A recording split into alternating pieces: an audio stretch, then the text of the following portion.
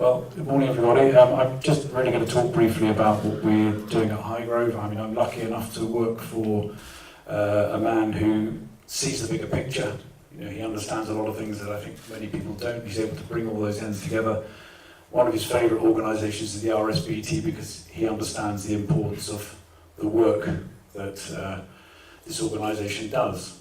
I think one of the strands of the farm is genetic conservation, be it animal or plant.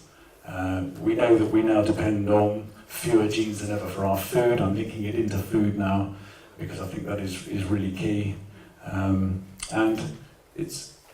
We live in a society that has a lot of knowledge, but it doesn't seem to have the wisdom to use that knowledge. And someone said to me that knowledge is knowing that a tomato is a fruit, and wisdom is knowing not to put it in a fruit salad.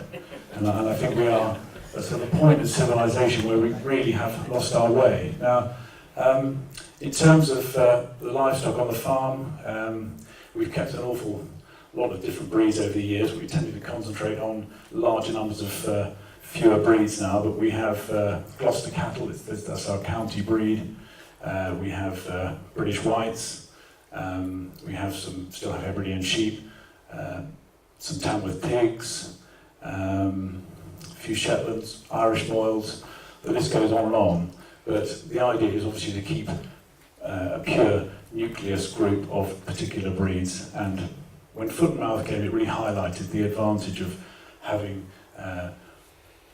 these purebred groups split up as much as possible. Why is it important? Well, in nature, genetic diversity is a strength. If you look at what we're doing, mankind, we are doing the complete opposite. So we rely on fewer genes than ever for our food. It puts us in a very vulnerable position.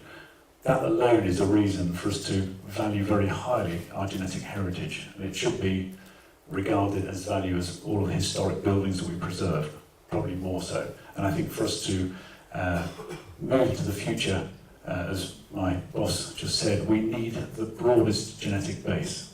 Otherwise we're doomed. It's not really an option, this is something we really have to wake up to. And it's happening because really multinational control of our gene pool is driving us in a certain direction. So we're very much governed in our behaviour by the approach of these companies and the control that they exert over us. The other thing is that I always enjoy with all of the old genetics that we use is we have a very different point of marketing. You know, the flavour of the meat from the rare breed animals, or the plants that we grow, the unusual grains, or the fruit is always very different. And actually, we're genetically programmed to interpret taste as something very positive. And we go for good tastes because it actually means something. It's actually about the nutrients in the food that we're eating, and that ultimately impacts on our health. So I suppose, last few words, diversity is the way forward. Uniformity is the complete opposite of that, and that is what we're being driven towards. So we have to really get that into our heads that diversity is a good thing at all levels. We talk about soil biomes. Diversity is falling in our soil biomes, in our gut biomes, in the genetics that we use. It's all variations on the same theme. I could whittle on for ages. Anyway, thank you.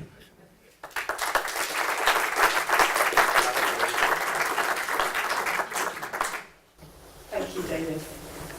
At the heart of Dumfries House Estate is the home farm, a native breed beef and sheep farm, which has been highly successful since the estate was taken on. Recently, the last 18 months, a little bit of woodland has turned into the most incredible education facility, a farm designed around native and rare breeds to show local school children where their food comes from. So I'm going to pass over to Denise and John to tell you more about it. Dumfries House home farm and country house, together with 2,000 acres, was saved by His Royal Highness Prince Charles, Duke of Shropshire, 10 years ago. The estate, it's situated 12 miles from Ayr, 35 miles from Glasgow, and sits between two small mining villages, Auchinleck and Cunnock. And access to the whole estate is very important because Prince Charles, our patron, Prince Charles, Duke of Rothesay, wants all local communities to be involved. I have been manager at Home Farm since April 2014, and with a staff of 3, a shepherdess, tractor driver, general farm worker, and Denise. We farm 800 acres, and we're currently in organic conversion. We all know that this is a sort of slow process, but hopefully with the support and knowledge of various sources, including the Scottish Organic Producers Association, we will be successful. The soil at Dumfries House, unfortunately, is heavy clay, compact, and the fields will need a fair bit of attention. So we're an all grass farm, but it is ideal for roughly 100 pedigree beef shorthorn cows, a small herd of white bred cows, and with the intention of the white breds, we sort of hope to improve and increase the small herd that we've got. In conjunction with the Rare Breed Survival Trust and the estate, we are hoping to help with a successful breeding programme with Venals. The springborn calves that we have on the estate, hopefully females will go on to replacements or sold as pedigree stock.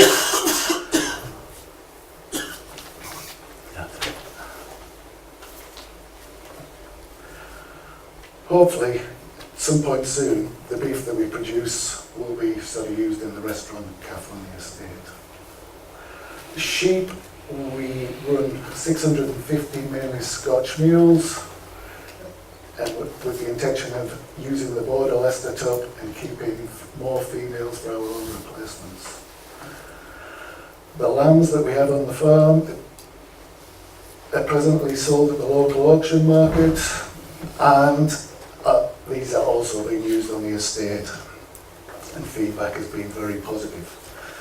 The estate as a whole, moving livestock around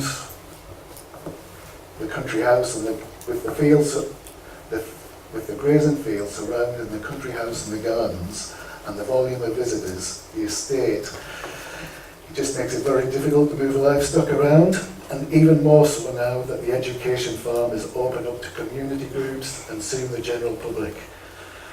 Also, the various events that take on the place, we need cattle and sheep moved about to suit. So stock rotation is very important. The high rainfall in Ayrshire doesn't really help.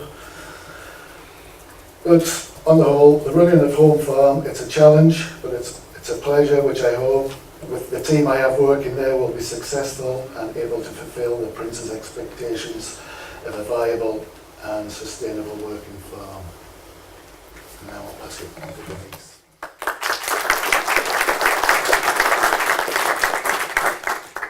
Good afternoon, ladies and gentlemen.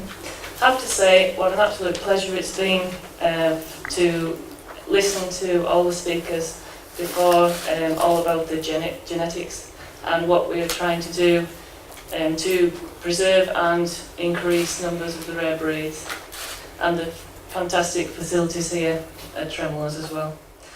Okay, briefly, I'm here to give a brief description of the new education farm on Dumfries House estate. It is called Valentin's Farm after Valentin P. Berg, and it was opened in June by Prince Charles, the Duke of Rothesay. The education building itself is made traditionally from oak, and the whole farm sits in approximately 10 acres. It includes a specially made sheep paddock with traditionally made sheepfold, 3 little piggies themed pigsties, also goose, duck and turkey houses, which were all built with the help of the Prince's Foundation apprentices. We are all rare breeds based on the farm, which we have 2 main objectives. Teach children about native rare breeds, why they are rare, where they come from, and also where do the children's food come from. EI, farm to fork. They get to meet and feed all the animals, getting close up to them and feeding them and introducing them to them. We're also actively engaging in a breeding programme to increase the numbers of the animals, and we are passionately pushing the rare breeds to the wider audience. We're also hoping, with the help of Ruth here, to increase and hoping to introduce more breeds onto the education farm. The animals were sourced with the help of Ruth are Tamworth and land-raised pigs, Castle Milk Murret and Border Leicester sheep, Veinal, white red and beef shorthorn cattle, Scotch Dumpy and Scotch grey hens, Shetland ducks and Shetland geese, and last but not least, a personal favourite of Prince Charles, Tom the Chronowalsic turkey. Thank you.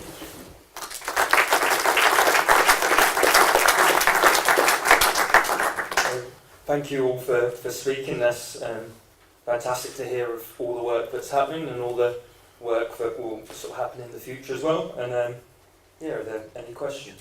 Just wanted to know, you're not that far from Glasgow. Do you get quite a lot of children and students out from Glasgow? Because it'd be very useful to see what the countryside's about. Absolutely. With it being open just in June there, we're just getting like primary school children just now. They're also from the local area into Ayr, and also groups from Glasgow. And of course the children from Glasgow, they haven't seen so much, so they get and it's really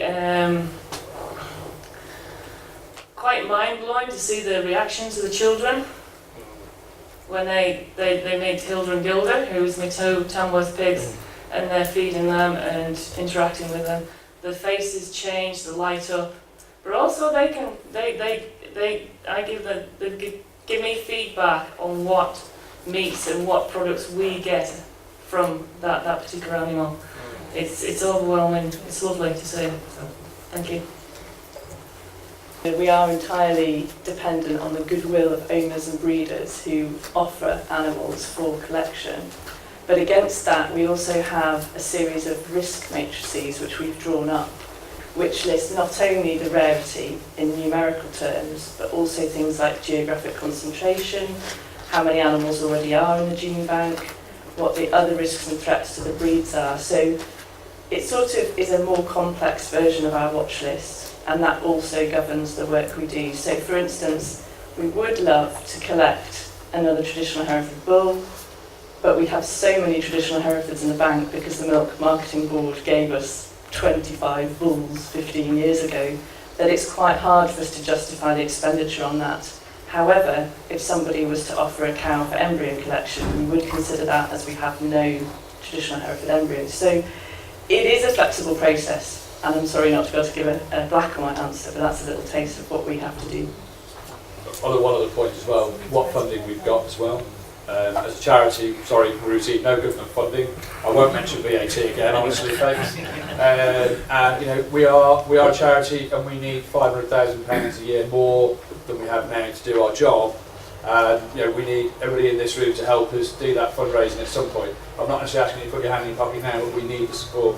We need to get that noise up there, because £500,000 these guys is not very much a year. And I really do mean, write to your MPs, we need that funding so we can go and save all these breeds and save our heritage. We can't do it on our own.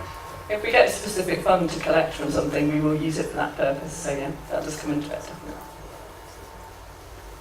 Yeah. Fred Barreley with the Suffolk Horse Society. I think what we've seen and heard this morning, and the facilities we've seen here today from the horse world and the equine world, is fantastic. We must realise, and I think people perhaps outside the horse world might not fully realise, what expertise we have in this country, not just at this level, but across the equestrian world. And that not only in the non-thoroughbred world, but obviously in the thoroughbred world as well. It is essential that the horse world unites to help to work together to push forward the agendas on marketing all our horse breeds across the world, along with the expertise that goes with it. I'm Swiss, I've been here for 30 years.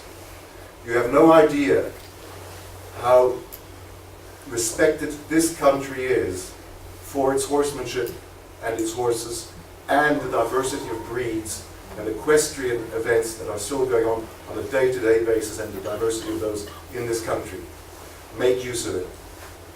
And to make use of that, the horse world has to come together, and it has to maintain quality. And when we come to talking about rare breeds and preserving the genetic material of rare breeds, only preserve the best that is available in those breeds across the species. There's no point dumping semen into a bucket from animals that are subpar and not up to standard from a commercial point of view, potentially in the long term as well.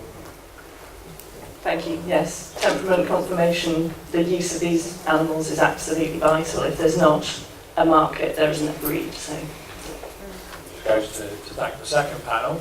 And I think what we're trying to get over with this second panel is that even if you've not actually helped us collect our gene bank, and I do say ours because it's a national gene bank, it's not just RBST's gene bank. Those are two of the words, sort of 3 or 4 of the words I really frustrate about. We're collecting this for the nation, we're collecting it for the breeders and the breed societies, but the gene bank is 2 parts. You know, it is our cryogenic gene bank, but without the living gene bank we can't have that. And most of you guys out here are doing the same work as David and Denise and John are doing, is you're keeping our living gene bank going, and that is, at the end of the day, the most important thing, and really is what has made our country so green and so pleasant and so lovely. So really, I'd like to thank this panel, but at the same time I'd like to thank everybody here for the work you're doing on gene banking, the living gene bank. So thank you very much.